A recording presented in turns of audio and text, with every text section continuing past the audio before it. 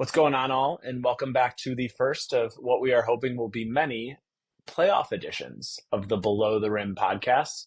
Got another two-man pick and roll, pick and pop episode for us here tonight with my colleague, Mr. Michael Malvin. Mike, how are you feeling? You know what? It's good to be here. A lot of great basketball, both in my personal and watching life. So just feeling good all around, I would say. Yeah, it's not the greatest that it took this long for us to get a podcast out during the playoffs, but I think it gave us some time to kind of at least identify what matters and what doesn't in the first round. And it's very clear that the 2-8 seeds don't matter. I think I checked before we jumped on here, and the Cavs were up about 40 at halftime in their closeout game. So that showed some of the firepower that both the Grizzlies and the Heat were bringing to the table in this round. Which was basically like bringing a water gun to World War II. Yeah, it didn't work out well for them. Might have not been the best decision. And that I find, you know how the NBA does soap opera better than almost every other league. Although football and the Sanders thing right now, that's pretty good They're stuff. doing their part. They're doing their part, but the whole Tyler Hero, Darius Garland talking trash, I find it. They can create stuff out of. I don't want to say nothing because, like, what is the Heat and Hero? What are they doing right now? You know what I mean? They're just a worse team, objectively. Yeah, I mean, listen, either TNT or ESPN has to carry, mostly on nights like tonight, a 1 versus 8 matchup, and the league tries to do but right by their partners. Like, how can we market this game? I was kind of thinking about it as I was watching the first half of, if I was a casual per se, what would keep me in tuned Yeah. to the second half of basketball. And I'm not sure if it's direction from production or something like that, but there's not a lot of preview or look forward, right? Of like, what will this Heat team be next season? What are these pieces actually, who on the floor actually belongs in a playoff series, right? Like, Mm. you get past Tyler Hero and bam, like, well, what are we actually looking at here? Or, how do what the Cavs worked on now against the Heat translate to a potential series against the Pacers or Bucks? And you know what? They have smart people on the call for the most part. I don't think the capability is not there. I just wonder what the sort of production or guidance is. It just kind of struck me as interesting that they don't engage the viewers in a different way when clearly, one of the teams is on the plane to Cabo as we're going through. Literally on the plane. Well, it's interesting that you say that because I think in baseball, which is, I don't love to watch baseball. It's just not my personal thing. Love playing it. Great sport. But they do a really good job because of the nature of the sport. They have to talk for so long that they Yeah. go on tangents and they do the things you're talking about. I actually, when you said, because, talking about being a casual, and we watched a lot of different games for a lot of different reasons. We know more of the storylines. We know more of the things. But for like a casual, yeah, I think it would be beneficial for them to do more. And especially got like Stan Van Gundy. He's fantastic. He had been a coach in the league for a long time. His brother, who always somehow gets into jump balls with players on the court or their legs. Remember that one from a long time ago? That was I do. great. I But do. my point is that we got a lot of good firepower in the call box. So yeah, they should do a lot more analysis. Why don't they just have JJ just like give him like 5 days rest on the Lakers team, and he could just do 5 pods in a row, just Yeah. on the that would be good. Listen, well, the LeBron is 40, and we want to extend that series and also get JJ to call a game. Yeah. We get that call into the commissioner's office. Hey, anything could happen. Oh, 100. Um, so I wanted to figure out a way for us to cover as much content as we could. Obviously, had an awesome weekend of basketball, which a couple of really cool things to talk through. But gonna break this into kind of a part one, part two of a conversation. The first half, let's go big picture. I think we'll go back and forth and just talk through three major categories, right? So, what has surprised you the most? What has disappointed you the most?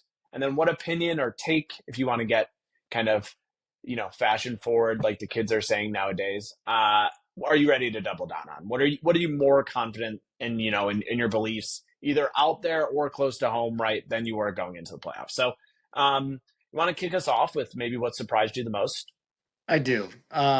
This is my own personal, when I say surprise, because many people wouldn't be surprised by this, but I'm surprised by the Clippers and how well they're doing. Even though, again, I said it's a personal thing, they've won 50 games this year. They were right in the middle of it. I just, for some reason, didn't think about them that much in terms of like top of the top.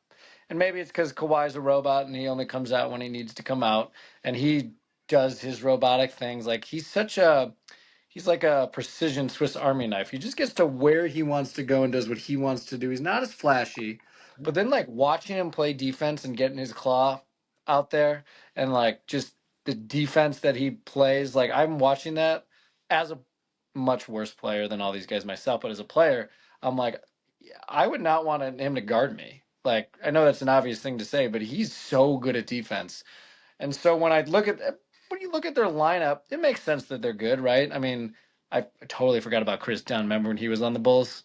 Of course, everyone leaves the Bulls and is better, but still, I remember when he was on the Bulls. And then Harden, Powell, Kawhi, and Zubac. I mean, that's a good starting five. Plus, after watching Court of Gold, they've got my favorite player in the whole league, Bogdan Bogdanovic, on the bench coming off. I want to be friends with him. And then Batum, I want him to lead me and coach me through life. And then Derek Jones Jr., another Bulls, you know, always a good 18 to 21 minutes guy off the bench. So they are, when I talk about it, they shouldn't be a surprise, but I'm surprised at how competitive and they could do pretty well in the playoffs. Yeah, I definitely have some Clippers thoughts in our second topic for later that I'll save there. But I do think part of I think I'm also like unexpectedly surprised by it in a way that I feel like we were here every year for the past like 5 years, ever since the start of the Kawhi Paul George era in LA. This has been on the table, right? Like every year they get here, either with Kawhi or PG, with just PG, with just Kawhi. Like they put themselves in this situation. And I think I'm almost like holding my breath, right, for like the other shoe to drop because it just something always happens, right? Kawhi doesn't play, right? They go down unexpectedly in the series. Somebody underperforms. There's this whole kind of set of circumstances that has happened since the trade. And I think ironically, right, considering Paul George is now no longer there, I think you did a really good job. Like they have a roster that could actually compete with anybody, right? And I think it's really pleasantly surprised to see it go from paper, right, to the actual basketball court. And I think that actually seeing it has been kind of super enjoyable to watch. Really fun to watch. Really fun to watch. And I think Norman Powell, he's finally getting the love he deserves. He's been good for the past however many Yeah. years, decade. But now, obviously, what does he average? Like 20, was it 24 a game, something like that? Yeah. He's been a kind of flame thrower type scorer this year. Kind of really took a jump in a 30 plus year season, which is unheard of. Yeah. Redefined himself right rather than kind of a role guy, but a go-to bucket getter, kind of a true third option, which is awesome. But most people wouldn't know if I said Norman Powell. I'm Well, getting 80% of people would have no idea who you're talking about. I think to double down on that statement, I think Ivica Zubac gets that same treatment, and he has been, I think watching him be able to battle Jokic one on one, I truly don't believe there's anybody else that could do that in the NBA. Period. Right. And I think it's just enabled them to play defense in a very obviously they're running late doubles on not on the catch but on the move, which classic Ty Lue, just knowing basketball and putting his defense in position to succeed. But that's only because Zoo can withstand right that first catch and move to allow the devil to come. Plus, he's a menace on the boards, Yeah. great on the offensive boards, and he just the way that him and Harden pick and roll that works to really open up the rest of the floor. It's that kind of skeleton key, right? That starts from an unlock all defense. I think he's probably a top. I don't want to get too crazy without listing him, but I think he's probably a top 30 NBA player, top 40 NBA player, and I don't think anybody would really off their list, right? Think of Zubac as that kind of guy, but I think he adds a ton of value to their In team. terms of value, if you total just value to a basketball team for sure. I could totally see that. Did you also whip out Skeleton Key from Mario Party? Was that? Listen, I've dabbled in a couple of different skeleton keys nowadays. I There just was made there was an Alex Cross novel, Skeleton Key as well. I believe was I the those. So yeah, I yeah. So listen, different parts of childhood just bubbling up in terms of my joy and excitement when talking about the NBA. want to make sure You know, because Skeleton Key, all I just think about is me being Yoshi and just killing everyone in that game. So thank you for that nostalgia factor right there. you're welcome. Listen, I'm just trying to feed the ego a little bit, right? Thank Just let that go. So this one hurts me a little bit because I've never been more out on a player than I was out on Julius Randle.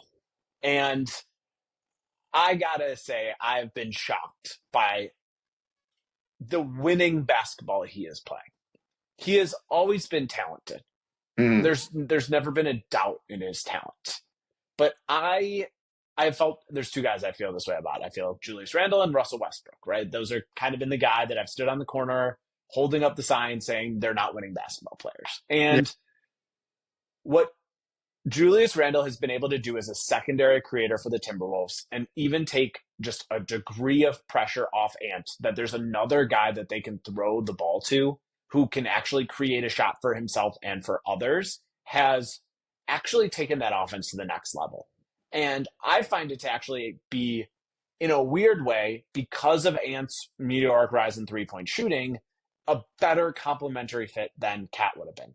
And I will go back to the podcast that we did at the beginning. I never would have thought that we would have been in that case where it would have been clear just from a 1-for-1 swap that I would probably prefer having Julius Randle right now next to Anthony Edwards. And obviously that's kind of playing out in terms of how the Wolves are now up 3-1 in that series. But even more so than that, watching him battle LeBron and shuffle his feet on defense and put in that defensive effort and work, both at the point of the attack and as well on the help side. He does still get burned sometimes at those backdoor cuts, but Julius Randle, winning basketball player, not something I had on my bingo card for 2025. that's funny you say that because I obviously that game yesterday was one of the most fun game, probably the best game all playoffs. I mean, I so mean, the excited. whole day, the Aaron Gordon tip dunk Oh the my game before, god, yeah, got that we're yesterday too. Oh, that was incredible. Um, incredible. you're right though. The trade, I was all for like catch so much better. Like they did, the Knicks won. Now to your point, with DiVincenzo, and Randall, they're one. I think I'm rooting for the Timberwolves to win it all over any team. They're my number one Mm. team. I just like because Ant's my dude. They got a bunch of really tough guys like Naz Reid coming in scoring 8 points in a row, not having done much the rest of the game. Jaden McDaniels scoring 25 plus in 2 of the 4 games. I just love their team. Hmm. Mike, just I've been watching him play since literally high school. I mean, they are. And to your point, Julius Randle is. I don't know if he's figured out his role on the team better, and it's just taking a little time to gel. I don't know if Ant has adapted his game not solely for Julius Randle, but also because him being the number one 3-point shooting guy is just good for him anyway. But Yeah, I feel like maybe he was expedited to go that route quicker because of Julius Randle, and he needed to space the floor, and he knew Randle's gonna be in the paint all the time. But yeah, he's been a delight. That team is so much fun to watch. I totally yeah. agree. It fits, and it didn't look that way, right? This happened. I think I want to make like a mental note of it because it happens every year. It was the Mavs last year, right? Where it didn't make sense and then it made sense and they went on a run in the playoffs, right? And if you look at like the first 50 games of the year, it didn't make sense for the Wolves. And then if you look at their record from All-Star break on, advanced metrics, everything, they're one of the best teams of the NBA, right? Now we're back-to-back years where it's kind of that it's taken time to gel, and it sort of makes sense. Like you're bringing in a fundamentally new guy who plays completely different, and listen, I've really enjoyed that surprise. Yes. I'll just go right into the disappointed by because it's kind of the dovetail of it, and it's a little bit of a challenging one because they're up 3-1. But Yeah. I've been disappointed with the Knicks as a collective, and See, they're up 3-1, but it's 2-2. uh, yeah, there's a lot that has happened. Games 3 and 4 were obviously decided by 2 points Yeah, or 3 points total. Some questionable calls in there. They don't look like they can compete with the top tier of the Eastern Conference. And totally. at this point, I would say there's three teams that actually fall into that. And the third one is the Pacers, not the Knicks. And I have some more Pacer stuff later, but the lack of contributions on the offensive end by anybody not named Jalen Brunson and Cat, it just like it's a bad coaching job. It's a bad offensive design. It's bad incorporation of that throughout the year to get to a place where you have exactly what we're talking about, Julius Randle, right? That they did not do with Mikal Bridges and have not done with OG Anunoby. And they should not be in competitive games against the Pistons, right? Like, I love Cade. Cade's incredible. But Cade is surrounded by three guys who have been cast out of other playoff situations year after year after year. And kudos to Malik Beasley, and kudos to Tobias Harris, and kudos to the rest of that roster, right, for putting themselves in a position to even be there. But that is not playoff level talent, and the Knicks are playing. The Knicks at times look like the inferior team, and I think a lot of it is on Thibodeau, and I love Thibs, but like I think a lot of it is the coaching and then and how that has been implemented. But I just think it's going to be a nightmare, and I think Boston is potentially going to sweep them if not win in five. On paper, the Knicks should be 20 times better, to your point. Just on paper, look at their starting five and the couple of the guys coming off the bench. Like, you're right, OG should be playing a lot better. He's amazing. He's a really Yeah, good player. Josh Hart does everything, but he should be contributing on the offensive end a little more, at least facilitating and cutting and, yeah, working with Jalen Brunson should have 4 assists a game to Josh Hart. And then, so you said it and was Bridges. Bridge. Oh my God. I can't even remember his name because he's like, what's he doing right now? He was so good, and they gave up every single first round pick for the next 25 years to get him. it it's just it's one of those teams where it's such a conundrum, right? Where yes, the best option is probably the ball in Jalen Brunson's hands, but it reverts everybody back to just standing and watching. And I don't think that's a recipe to succeed. He's not that type of talent. That he is an ant, right? Where he's actually going to elevate and make everybody better versus just kind of get his at that point. Yeah, and we love Brunson, obviously, hometown Love here. Brunson. He's fantastic. He's done amazing with his career. He's been a surprise. Like, if you would ask me this question about whose career was be a surprise, it would be Sure. his. But yeah, he's similar to Luca in that he's very ball dominant, but Luca will get guys open. Well, I know Brunson let will. me ask you this: Is are you ever going to win a championship with Jalen Brunson as the best player on your team? That's what it comes down to. Yeah, probably not. You I could just with think I just think he's miscast in that role. yeah. I do too. But with that team around him, again, those 4 guys that we were talking about, they're incredible. Like, I don't Yeah. understand. You're right. Got. I wonder if like Mike D'Antoni was coaching this team, would they be like so much worse at defense and scoring 190 points a game? Like, I don't know. It's an I, interesting. it doesn't make any sense to me.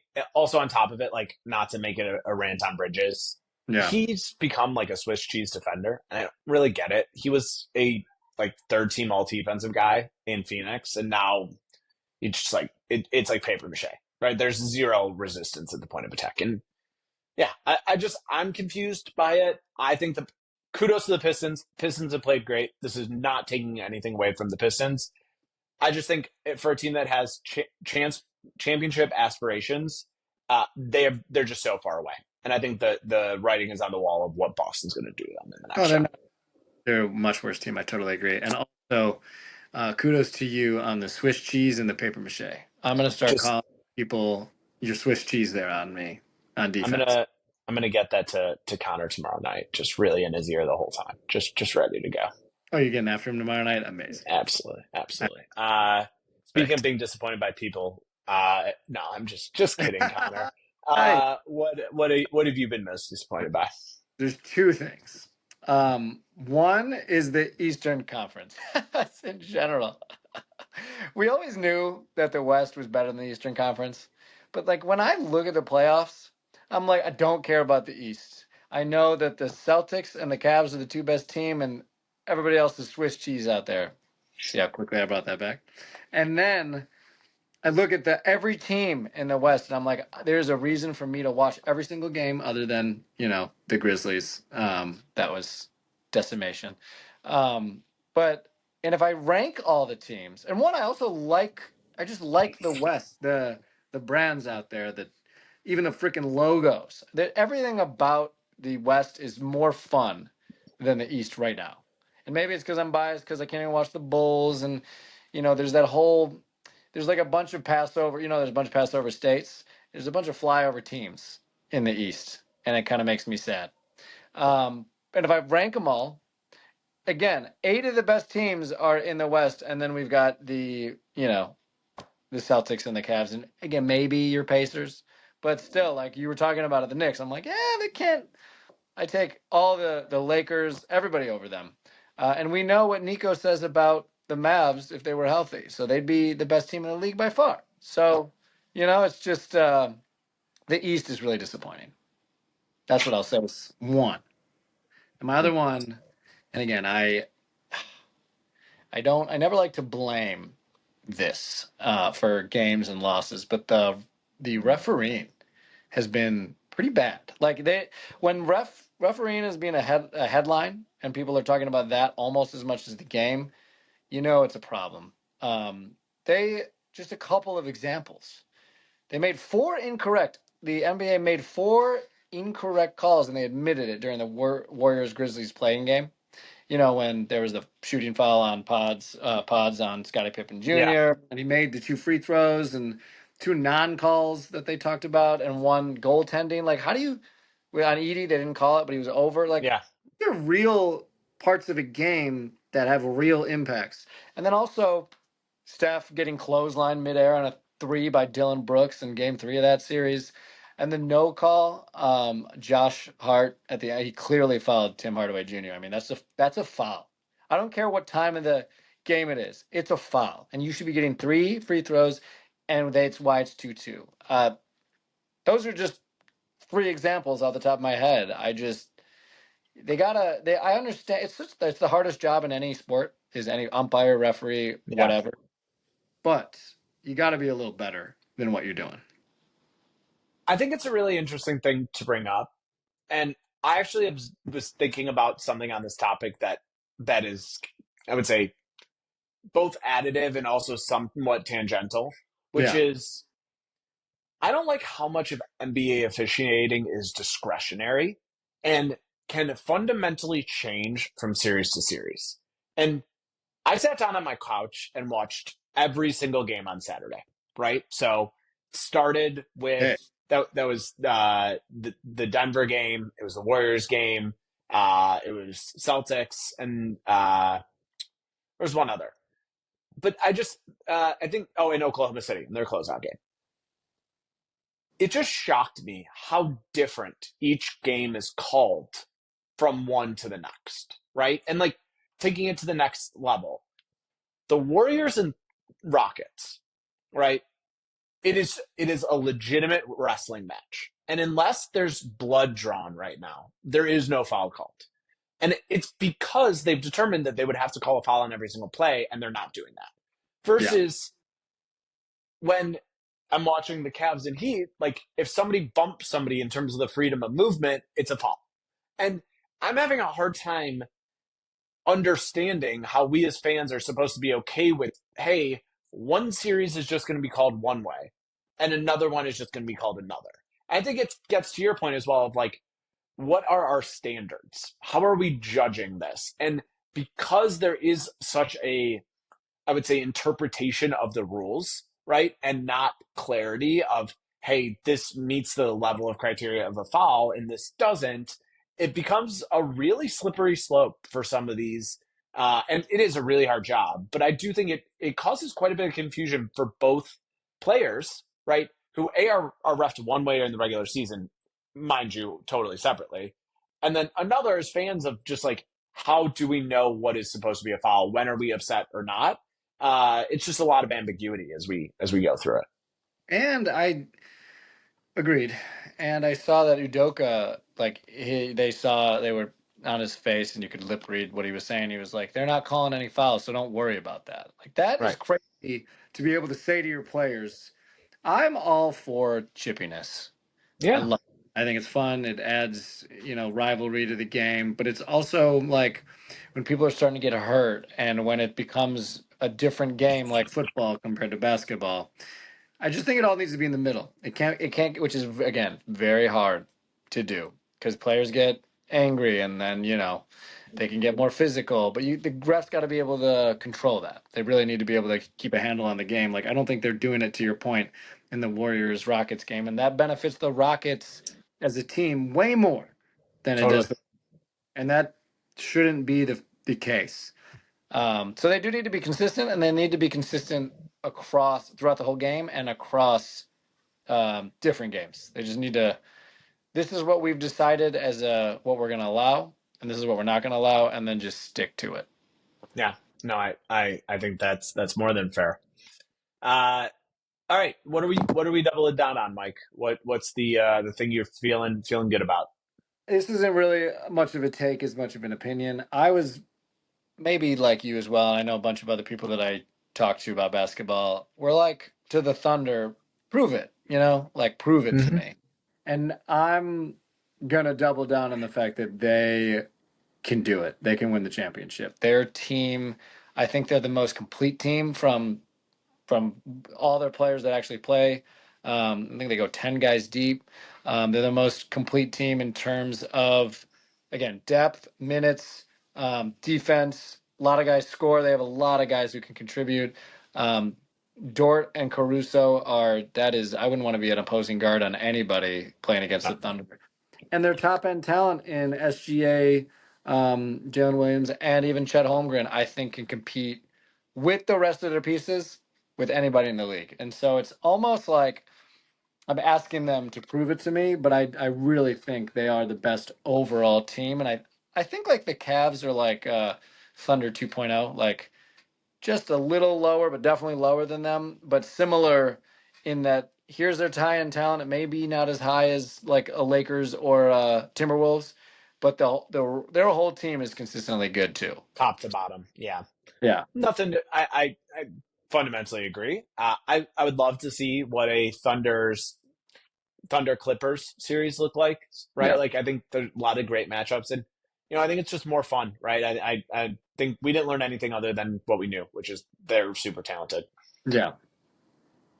All right. And For me, I sort of hinted at this. I love the Cavs, but I've been blown away by the Pacers, and I actually mentioned this on one of our last halves of our podcast in terms of thinking that they were the third best team in the East, and I'm gonna go ahead and double down on that, and I, I'm gonna call Pacers over Cavs. That makes me uncomfortable because I actually really love how both of these teams are playing. The Cavs are awesome. Evan yeah. Mobley is awesome. Darius Garland, albeit hurt, is awesome. Obviously, Donovan Mitchell is great. Yeah. I just kind of like the matchup for the Pacers. I like that the Cavs' depth will not be an advantage. I think the Pacers, other than the Thunder, to your point, have the best bench in basketball. I really love who Andrew Nemhard is becoming. I really love what Tyrese Halliburton does for the totality of a team, and I think Pascal Siakam's a guy, right? And I think it's kind of an interesting microcosm of this Pacers team is at kind of that same progression as the Cavs. And I don't know. I'm just not a guy that thinks Donovan Mitchell makes that much of a difference in terms of top end talent, right? And I get it that, like, probably if you had to pick who the best player on the floor is in that playoff series, you're going to pick Donovan Mitchell. It's probably the case. Mm. I just think in the right moments, Pascal Siakam and Tyrese Halliburton as a collective duo are not that far behind. And I'm excited to see. I think at a minimum that series goes seven. And I wouldn't be shocked, and I actually will just go out and say it that I think the Pacers get it done. And I've been really, really impressed by how they're playing basketball. Kudos to Carlisle for what he's done on the defensive side. That's Mm. been really, really impressive. And obviously they need to close out the Bucks first, but Sans Lillard, which is obviously very sad. Yeah. I think they get it done. The one other thing that I'll just add here before we Yeah. go to our second part of the podcast, I would also just like to double down that Steph Curry is the most fun, enjoyable, just otherworldly basketball player that has ever walked this earth. And watching him play basketball is something that I actually said it to my wife. This is a joy to get to do, and we should appreciate this because there ain't ever going to be anybody like him again, and it's so cool to watch. Big beast, and he's so fun to watch. And I read this article about him as a leader, like on and off the court, that he's one of the nicest guys. He brings joy to the game. Like joy is his number one thing that he likes to do, even in practice. Like they have a whole he during it. Like I guess it's him and all of his trainers. And then one day he like kicked the ball one time, and now that has led into he kicks it, and one trainer does this, another trainer does that, and they have to do that or else, and if they don't make it all, they They, have to start over and do it again. yeah, And he like, I remember there was a funny little tidbit in that story with Zaza Pachulia. I guess they won. Maybe it was some conference division. The point is, they were winning something, some series where they were to get a bunch of hats. Everybody on the team got hats, but Zaza's hat is huge, so he's wearing this tiny like hat. And Steph thought it was the funniest thing. And then a couple weeks later, during a meeting, like internally, during with the Warriors, he was like, "Oh, we got a special gift for someone special on the team," and it was a giant hat, like a huge, massive hat Pachulia, and he's like, and I still have it hanging in my office to this day. So he makes people, he's a good leader, yeah, and he's fun to no, watch. there's no doubt about it. He's incredible. That I don't. I, he hit a lot of really insane shots, but Yeah, he had one top of the key where he caught it, looked at Jalen Green, and they like looked at each other. But his release is just so quick that they were like staring each other down, and he got it off in his face, just eye to eye. It's like things like that, and turned and knew it was going in. It's next level stuff. So, it is. anyways, I could talk about it all day, but let's jump to part two. And I know we've had a little bit of obviously progress over the weekend. A couple of these series are now 3-1, so Yeah, I'll kind of pivot into how we can play with this a little bit. But what I wanted to do is just explore. There's 5 series that I would say are meaningfully or are not completely closed out right at this point in the balance, and those are Golden State versus the Rockets, Lakers, Warriors, Nuggets, Clips, Bucks, Pacers, and Knicks, Detroit. yeah, And what I want to do is kind of talk about from each of our perspective, who is the one player that is going to tip or has tipped, right, from your perspective, the balance of the series. I think we'll see. We'll go back and forth, but could be a star, right, that's just taking their game to the next level. Could be a role player that is unlocking things for the team, somebody who's underperforming, who's kind of tipped it in the other team's favor. But I think it will be a good way for us to kind of both reflect on why we think we got to this point for each of the series, as well as do mini predictions, right, based on kind of who's going to perform as we go forward. So yeah. we are just talking about it, so I figured maybe we'll start with Golden State Rockets. And do you wanna maybe go first? Yes, I would think I was deciding between Gary Payton II and Sengun, and I decided to go with Sengun. The Okay. reason I was thinking about Gary Payton is one, I think he had 16 points He was recently. incredible. He was That incredible. that is he's obviously a defensive stopper, and him on Jalen Green and him on whoever's going to guard on the Rockets he's always important for a guard like that. But I went with Sengun because specifically as a facilitator, I think he's amazing. He's like a mini Jokic, right? If he can continue this path, he can maybe become close, not relative in terms of the skill set that Jokic Sure. brings to. He does a lot of things on the offensive end. But I think they need to run it. He should be like a point big man because he should be getting, if they want to win this series, he should be getting 6+ assists a game, no question. They got to run it through him down low. He's so good. He brings a lot of space in, keeps the Warriors, you know, breaks them down and brings them to the paint, and then they can pass them out to a lot of good shooters on the Rockets. And then it also leads to a lot easier shots for the Rockets, so their guards don't have to, Fred VanVleet doesn't have to constantly be hurling up shots or just trying to use all of his energy to expend on the offensive end. I think Sengun makes it easier for that whole team. They can play better defense. They can get wider open shots. And that's why, again, I really think 6+ assists, and then they have a much better chance versus Golden State. They hadn't had that in a couple games. Yeah, I think I really like that take. You know, I'll get to mine here in a second, but Golden State's they've played a very interesting defense. So when either Post or Draymond Green are in the game guarding Shingun, when they're Yeah. not in the double big, they are almost playing him to allow him to catch at the free throw line and turn.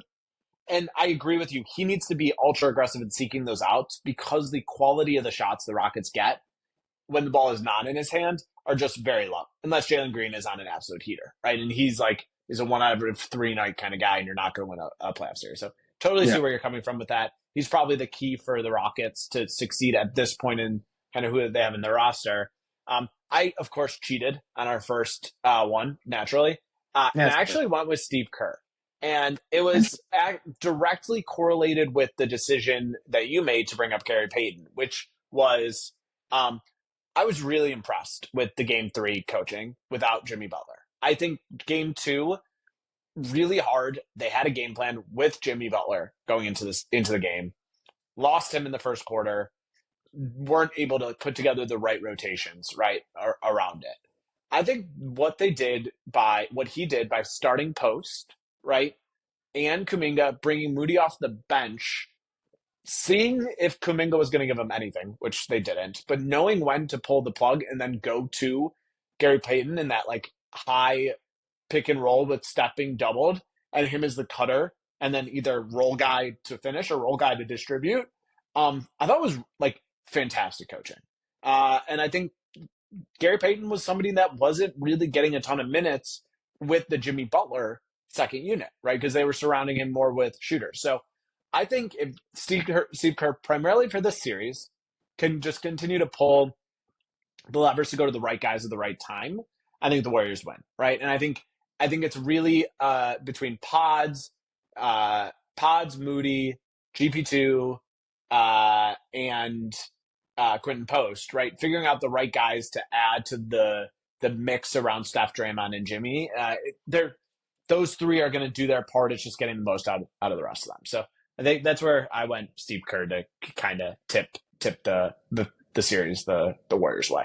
Total sense. I just didn't even think about it. To your I point. cheated. I know. Yeah. But I did do players for the rest of them, but I figured first one I would just kind of throw a little bit of a curveball. No, that's totally fair. I think, and I don't know if it's just because social media, the algorithms are designed for negativity, which they definitely are. I just feel like a lot of people are hating on Kerr. I'm like, he's been an amazing coach, an amazing player, just a winner for his entire Just career. wins everywhere. He's just a winner. I don't understand that. I No, don't. I think it's just people are sick of seeing the same winners. You know. staleness, yeah, and he'll end up. I mean, he is a little bit outspoken, which I don't think some people love, but yeah, no, totally agree. Ooh, Um, before we're talking about staleness, I really have a very quick. yeah, hit me. I was thinking about this. You know the whole MVP versus SGA versus Jokic, and it's probably going to be SGA. I think that they should have an MVP award, and then they should have a Best Player award, and they should be two different things because Kobe never won an MVP, but he was the best player in the world at one point.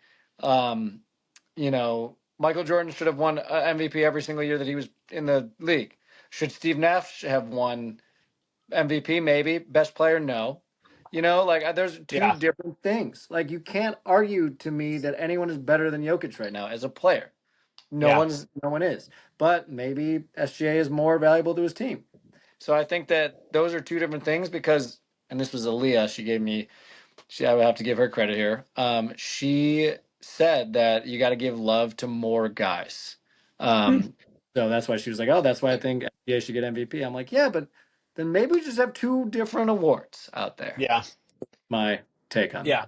that. Bill Simmons has a bit, right, on their podcast, which is like who has the championship belt of the best player at each point in time. And I sort of like it, to your point, Yeah, but like we should actually create like a real award.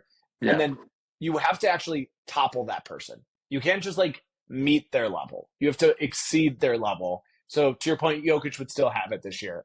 Anyways, I think there's more for us to explore there.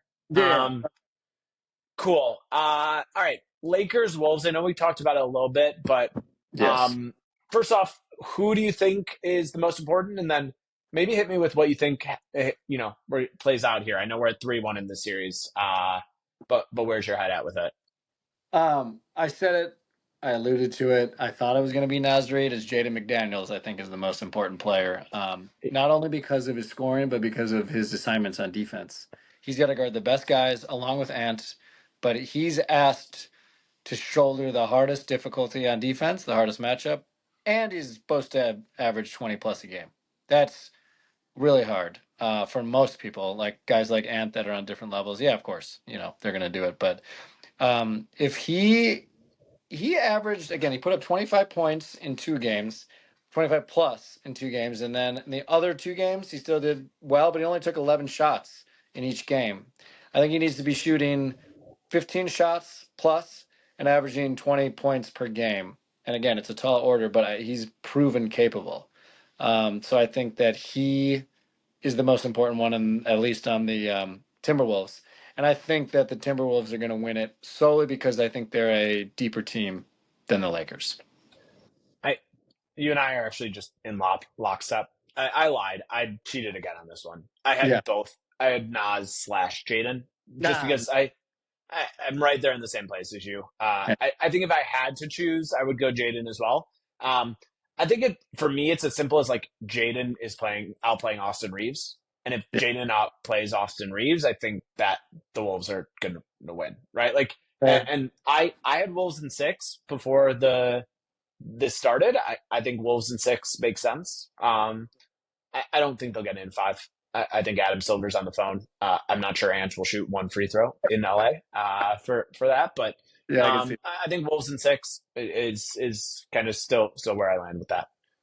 How great of that game though. That was my favorite game It's I think awesome. I've Just high level basketball back and forth. Nothing um, else you could ask for. unbelievable. Um, Speaking of unbelievable, Yeah. my next one in terms of Nuggets Clippers Oh, is yeah. something that's unbelievable for me. And Okay. and Gonna the be Russ. it's what was that? Gonna be Russ. No, it's not going to be Russ, uh, but close. I'm actually going with James Harden. And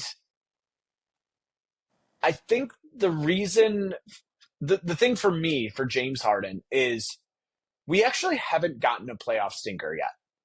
Like he's been really good. There's been moments that he's disappeared a little bit, but throughout the duration, he's running the offense. He's on the court. He's engaged. He's running pick and roll. He knows when to get Kawhi involved. He's hit some clutch threes, clutch floaters, and I'm boiling it down to it is this simple. If we don't get the James Harden playoff choke job, the James Harden playoff clunker, the Clippers have been the better team in all 4 games. And I think if you are the better team for a duration of a series, you end up coming out on top most of the time. I think the only reason that they don't is if he has a game 7 complete no show or a game 6 complete no show. And we get that narrative of the lack of Harden contribution in the playoffs. And I fundamentally think there's so many flaws with the Denver Nuggets team. As good as Jokic, I was going to say as good as Yoke is, but Oh, that you're kind of went okay. together. That was kind of Yeah. tough, but we're gonna work right through it. Yes. There's just not enough. I don't. Michael Porter's hurt. Russ is hurt. Jamal Murray still isn't the guy that was a guy that was on that finals run. No matter how much we want him to be, um, it's too much to ask. And that's why I think if Harden shows up and he's Harden, the Clippers get it done. Totally. Um, it does. It pains me to agree with you there, not because of the take, but I really want to like Harden. I still have so many memories of him just dribbling for 20 seconds and taking a step back three, and it just like pains me as a basketball fan and purist. But yeah, if he's going to lead a team like this and as a point guard and actually distribute and not chuck up a bunch of threes, yeah, they're definitely the better team. To your point, I just like the Nuggets more. But I hear you. other than my boy Bogdanovich, again, please be friends with me if you're listening to it. Bogdan, you're the man. But yeah, that's a fair take. That's definitely a fair take. Um, Mine is Aaron Gordon because I think Hmm. that when he's good, the Nuggets are at their best. And I don't know if this is personal to me, but every time, or many of the times, I've watched the Nuggets over the past 5, 6 seasons, every time that I watched them, Aaron Gordon has played out of his mind in like 90% of those games. So it could be like a limited sample size, Sure. but when he's playing his best, the Nuggets are almost unstoppable. He, and like many other players, he benefits from playing with Jokic, but like him more so than other guys, I think, because he's an excellent cutter, great offensive rebounder, out of this world athletic, and all of those traits really are accentuated when you're playing with a guy like Jokic. And also, he seems to increase his mid-range shooting percentage to like 85% when I'm watching the games, as he's dribbling straight away from the basket, the hoop, shooting a fadeaway mid-range, going very far away from the basket, just swish every time. And look at that buzzer-beating dunk! Oh my god, that was the most buzzer-beating you could ever have, I've ever seen. It Yeah, was I like mean, they broke out an angle that I didn't even know they had same. of the rim in order to make sure Oh, that it was off their head. I didn't even know they had a camera there. it was unbelievable. So So do you yeah, have Nuggets in seven? that's what I'd like. Do I? That's as Michael the basketball fan, Michael the just scout, I guess in this case. It's really this is the most 50-50 I series. agree. I think either team could take it. I am gonna want to say Nuggets because I would root for him. Yeah, I'm gonna go in seven because Jokic is too Jokic. What he does, he's too ridiculous. And you're I agree. right though. On Jamal, he was really really good that one run. Injuries have zapped his pop. Yeah, I don't. He's fine. He's a really good player, but he's not a number two on a championship team. Yeah, I agree. I agree. All right, Bucks and Pacers. Listen, I think this series is pretty much over. It's a shame that we didn't get a little bit more juice out of it with Dame coming back, but uh, who do you think got us to this point? Well, actually, I had Lillard, but that had to change. Um, and got us to the point. I'm cheating here because I'm going to pick three guys actually because Yeah, I love a little cheating. You got this. Kyle Kuzma, Brooke Lopez, and Gary Trent Jr. Fair. Because I don't understand. Okay, obviously we saw Gary Trent Jr. have 37. That's an anomaly, but he should be scoring more than he should be scoring like 15 plus a game, right? Then I Yeah. think like Brooke Lopez, I've seen him light it up. I've seen him score like 12 in a row, just threes and mid range, and he gets somehow more athletic the older he gets. It's very weird. And then I've Kyle Kuzma. Where did he go? Where is Not he on now? you couldn't convince me he's on the court. Oh, is he focused too much on his giant jackets that are made out of whatever material that I like? What is he doing? I it, no He's idea. better if one of those three guys can step up every game. I still don't. They're probably not going to win. You probably need two of those guys to step up to play really well to at least compete against the, because with Giannis you always got a chance, right? And he should make those three guys much better. Final score of the game was 138. The Cavs versus 83 to the Heat. It came up on my phone, so just It's yeah, 55 points. yeah. That's a math. That's math out there.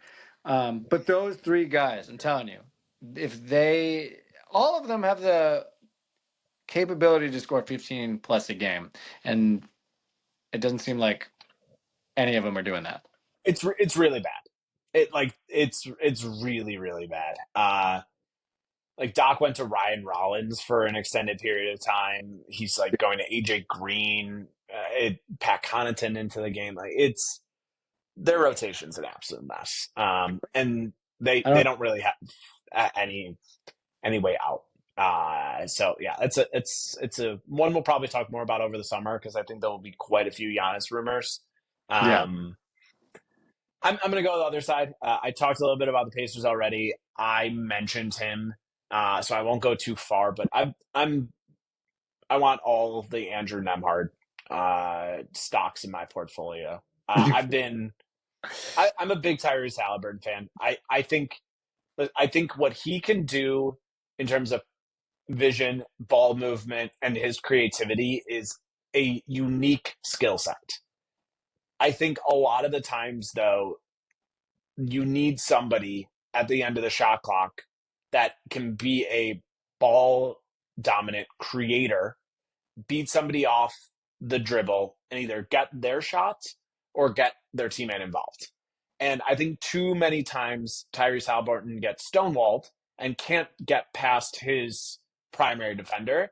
But when he has a backcourt partner like Andrew Nemhard, who has really excelled in those moments, they become a really nice duo. And Nemhard's strength on the ball, similar to what you said about Kawhi, but in a guard's body of just like being able to get to a spot and get a shot off, a good look off. It's just something that the Pacers didn't have. And I think their dynamics really then help Pascal Siakam on offense. Miles Turner play a floor stretching role rather than a more of a back to the basket type big.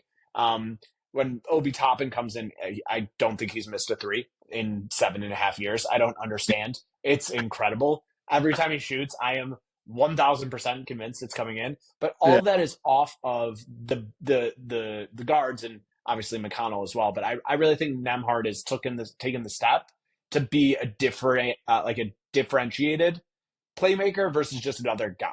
And I think he deserves a lot of credit for that next step of offense that the Pacers have taken. Great analysis. Totally agree. Totally agree with the Halliburton needing another guy that can create his own shot, because Halliburton, and I don't, you probably saw it, he was voted most overrated by the rest of the NBA guys, which is kind of that's a dick question to ask, but it's we're in the NBA. It is what it is. You Yeah. gotta, I like that, but he didn't care about it. But yeah, I think you're right about him needing a partner like that on the backcourt. So I it's think very they're both winning basketball players now, and I think that's where you get excited. All right, Mike, take us home. 3-1, Knicks, Detroit. Where are you going with your guy? We talked about this. I'm going with OG Anunoby because he needs to score more. And I don't know if it's a function of the offense. I don't know if he's not getting enough looks. I don't know if not putting him into spots. He's doing. I know that he also has the hardest defensive job. He's got to guard Mr. Cunningham, who's been playing really well. But um, he's done a good job on him, and I think that he shot his highest shooting percentage. Cage has been 52% for 11 for 21. Every other game he shot below 50% with 20 plus shots. So Mm-hmm. yeah, putting up numbers, getting triple doubles, doing what he does, but OG's doing a really good job. And I saw I read this article where they would show the video as well along with it, and the defense, just analyze his defense on him. He's so impressive. He's very much anticipatory on defense, as opposed to like he watches players' tendencies. He's a critic of the game. He studies it. He knows what you want to do, where you want to go, and how to stop you. So I think he takes his defense just like Drew Holiday, our boy, like practices it intentionally, where other guys were just like, I'll play defense when, as I as it comes and whatever I want to do. But he actually like will focus on it and come up with a game plan for each player, including Cade. So he just needs offense. He just got to get 10 more points a game. I don't disagree with anything you said. listen, I think I could talk a little bit about Cat here, and Cat's offensive outbursts are what correlate to the Knicks actually going on a run. I think he's probably their most important player going forward. Yeah. But just because we have this series and it's me, I think the only outside chance that Detroit has to come back is Cade to continue to elevate. And he's without a doubt now a top 20 NBA player. Thank you. Click pat on the back here. I was back, but you're far away. That's all. Yeah, you can get me next time you see me. Uh, I've been blown away by his ascent. I think his in series ability to take on even more of an on ball role, right? From game one, where he was clearly too passive, wasn't ready for the moment, to their win in game two. They've played winning basketball in game three and four as well. I do think if he could cut down on the turnovers and still operate at a high level in terms of creation and scoring, there's a chance the Pistons could come back and at least get one, maybe two. Who knows what happens? I'm really never going to pick the Pistons in game seven at Madison Square Garden, right? Like, that's just not a thing that's going to happen. But Mm, I've been so impressed with him, and I would even want more, right? And it's probably too much to ask for more this early, but I've been so impressed that I do want to see him cut down on turnovers. I do yeah. want to see him continue to seek out his own shot. And I want to see what the ceiling is for him. I think the Pistons have more roster retooling, including like how to incorporate Jaden Ivey next year when he's back. What do you do around the edges with Tim Hardaway, Malik Beasley, Tobias Harris, etc. But um, I think I want to see as much as Cade as possible. I want to see as much as the Pistons as possible. And I think that's maybe two games. But if we're at MSG for game seven, um, I'm super pumped about that. And I think that's kind of a really exciting proposition. So who's the player that's going to swing it? Probably OG, probably Cat. But I'll go out on a limb, say wishful thinking. We got MSG game seven and can see what happens. That would be awesome. And I will say, I do have to give you your flowers. Well done. I admit he's 100% a top 20 player, and I can't even. You're just right. When you're right, you're right. And you're right. I know how much that pains you to say. So, I No, appreciate I I'm appreciate you hearing it out loud. My night's been made. I can go to bed happy. about to say that's a wrap. We're just cutting it now. Good Just job. no more after this. Done. That's We're the done. peak of the conversation. Exactly. Well, hey, it was a pleasure jumping on with you again here, Mike. Any last thoughts before we go? No, I'm just excited for the later rounds in the series when we're going to get the best of the best teams. I do you have a series that you're most assuming things happen that you're most looking forward to? Yeah, I mean, I think Wolves Warriors. It just Nope. give me all of that. Give me Jimmy guarding Ant. Give me all that noise, and let's get locked and loaded. I want it so bad. That was the correct answer. I know that there's other great series, but that was the correct answer. So that's gonna be the best. Awesome. Well, thank you all for listening, Michael. Great to have us back on here. It's, We will most likely be back next week, and we're looking forward to continuing to talk playoff basketball. Thanks, all. yes, sir. Oh, we're There good. we go.